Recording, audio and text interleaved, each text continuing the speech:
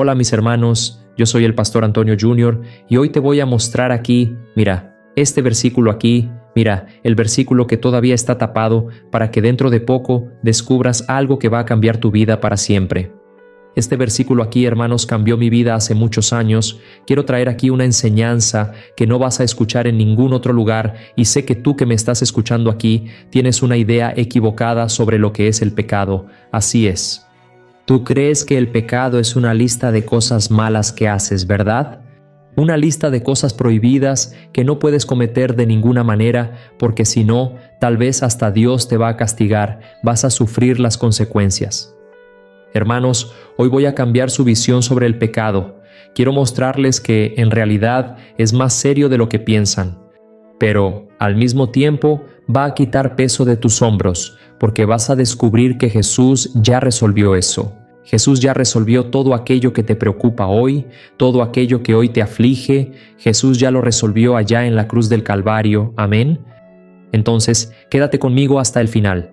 La enseñanza de hoy es una bendición. Yo creo que este versículo aquí, mira Santiago 4, versículo 17, va a cambiar tu visión. Vamos a ver cuál es el versículo.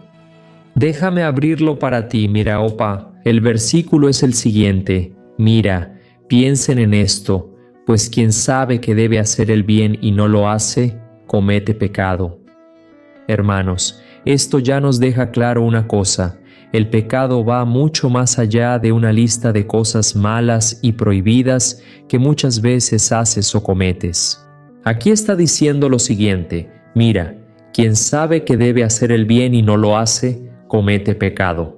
¿Estás interesado en saber lo que la Biblia realmente dice sobre el pecado? Esto va a cambiar tu visión para siempre, así que quédate conmigo hasta el final. Antes que nada, solo quiero pedirte que te suscribas a mi canal. Mira, sé que hay mucha gente que ve mis videos y termina no suscribiéndose, pero quiero hacer una oración por ti todos los días, en la oración de la mañana y en la oración de la noche. Así que suscríbete y activa la campanita de notificaciones. Amén. Gloria a Dios, vamos. Hermano, si nos detenemos a analizar aquí, este versículo que te leí dice que quien no hace el bien termina pecando. Pero espera un momento. Eso no está en ninguno de los mandamientos. Eso parece que no es una regla, no es una ley que fue registrada por medio de Moisés en el Antiguo Testamento. Eso simplemente es dejar de hacer algo que sabemos que agrada a Dios, que es socorrer a los hermanos, es hacer el bien a las personas. Pues sí, hermanos, ante este versículo aquí, quiero traer una enseñanza valiosa que te voy a mostrar. Tú que tal vez creciste en la iglesia, tú que ya llevas un tiempo caminando con Dios, probablemente aprendiste sobre el pecado siempre de la misma manera. Es como si Dios tuviera una lista, y cuando incumples un punto de la lista, Dios se enoja, y ahí viene el castigo, ¿no es así? Es casi como si Dios fuera un inspector de tránsito espiritual, que se queda parado detrás de una señal, esperando que pases el límite de velocidad para ponerte una multa. No es así, hermanos.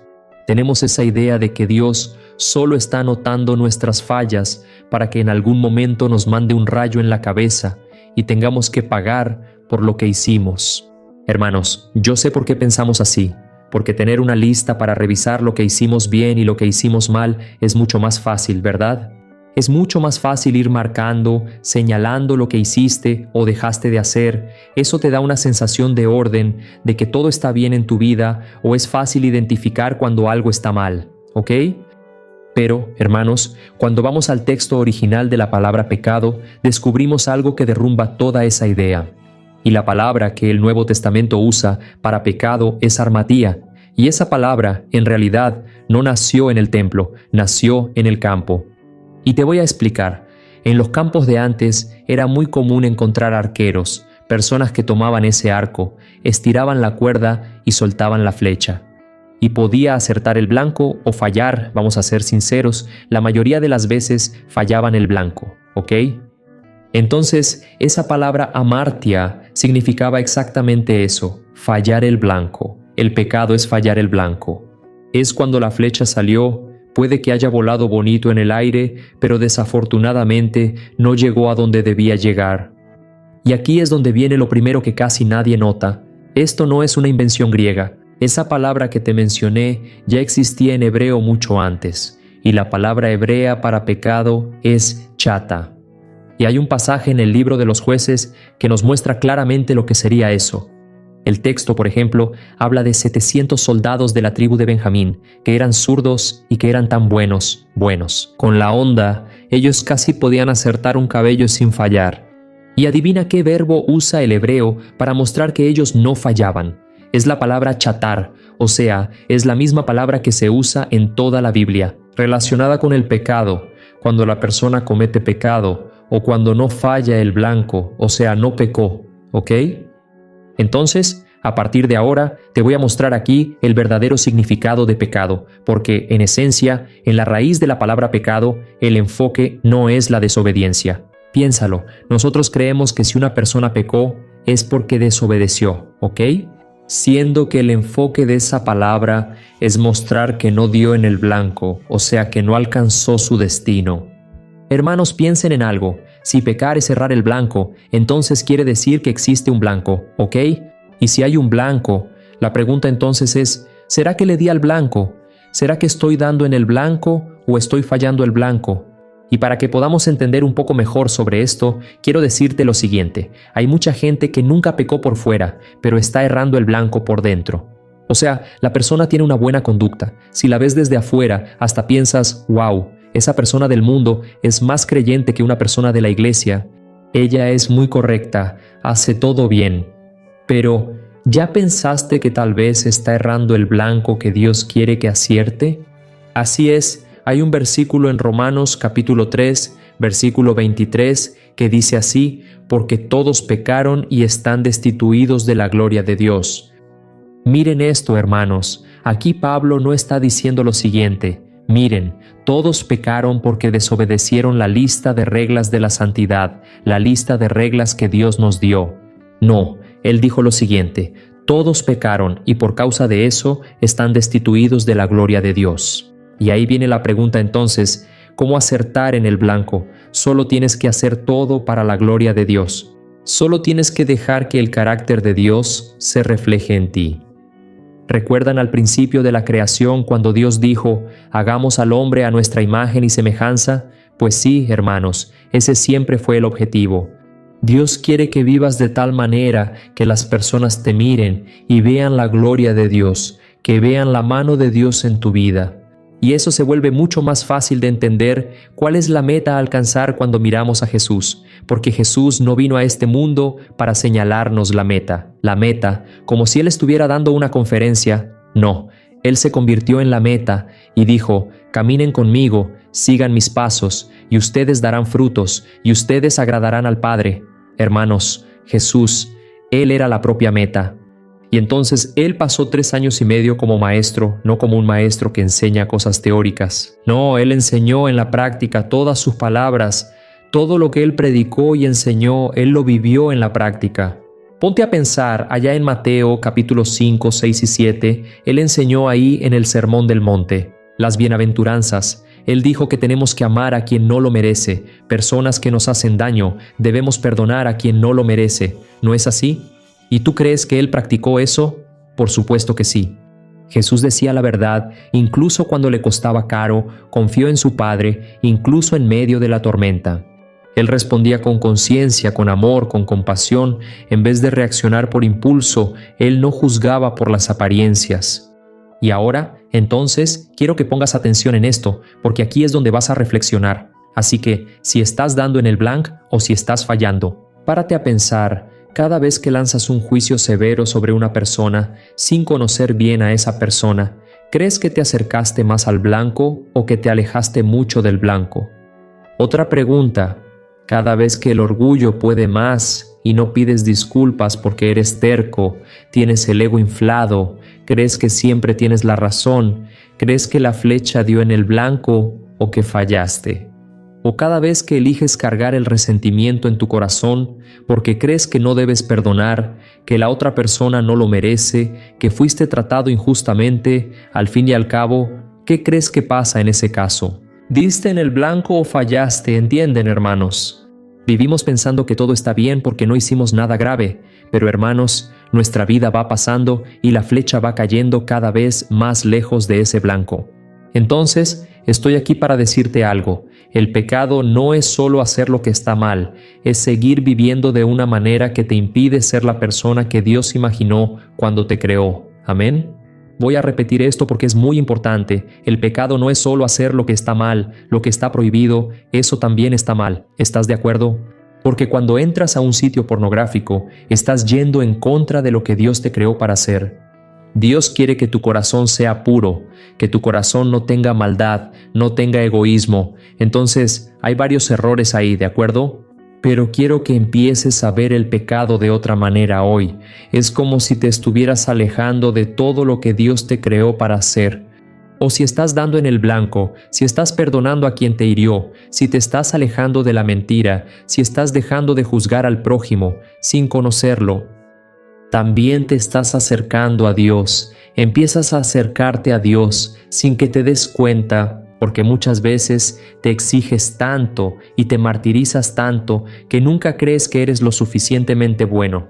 Y es por eso que quiero seguir aquí explicándote algo que va a aclarar aún más tu mente y vas a ver que no hablo por mi propia cuenta. Todo está en la Biblia. Déjame explicarte algo que quizá no sepas. Antiguamente, el arquero, esa persona que lanzaba las flechas, no entrenaba solo. Siempre tenía un maestro que se quedaba detrás de él, y el maestro no estaba gritando: «Mira, te equivocaste, disparaste muy lejos», no estaba señalando los errores en cada flechazo. No, el maestro servía para corregir el ángulo de quien estaba lanzando la flecha. Entonces, él ajustaba la respiración, la posición del pie, la posición del brazo, ¿entiendes? Porque el objetivo nunca fue humillar al arquero. El objetivo era formar a ese arquero para que cada vez más acertara en el blanco. ¿Y qué aprendemos con eso?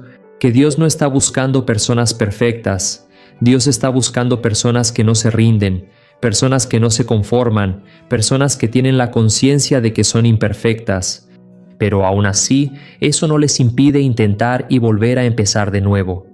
Amén. Por eso, cuando Jesús habló con aquella mujer que fue sorprendida en adulterio, Él no le dijo así como: «Vete de aquí, mujer, eres pecadora», y ni siquiera le arrojó piedras a esa mujer, sino que le dijo una frase que hasta hoy, ¿verdad?, nosotros la entendemos de forma equivocada. ¿Qué dijo Jesús allá en Juan 8, versículo 11? «Mujer, ni yo te condeno, vete y no peques más». Y yo sé que leemos ese pasaje, hermanos, con esa mirada de juez, ¿no es así? Con esa mirada de condenación.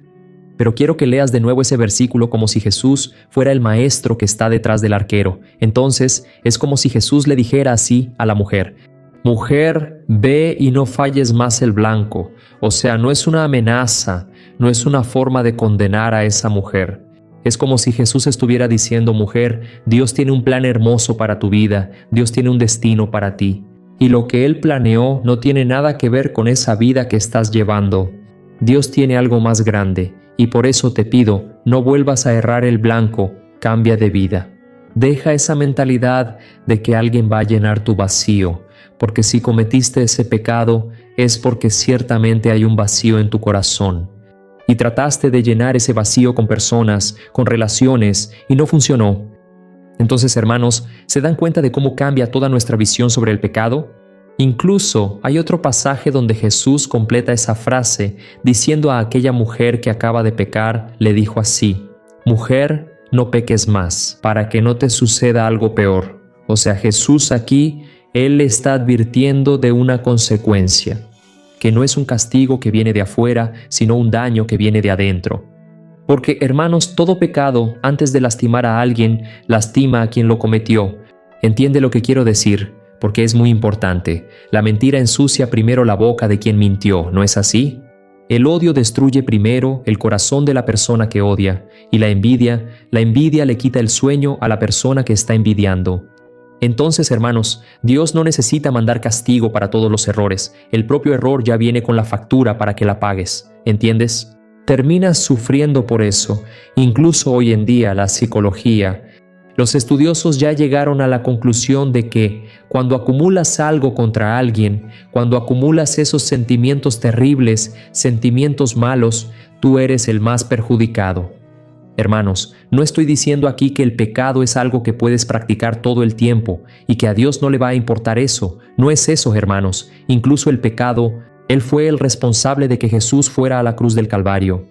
O sea, es algo muy serio, pero al mismo tiempo quiero decirte que ya no hay más condenación para los que están en Cristo Jesús. Eso es lo que está escrito en Romanos 8, versículo.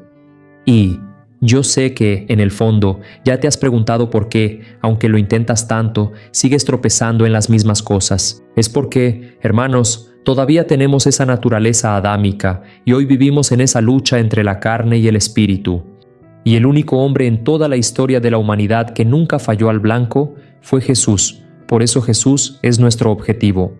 Cuanto más pienses así, híjole, no puedo pecar, no puedo fallar de ninguna manera, es ahí cuando vas a fallar.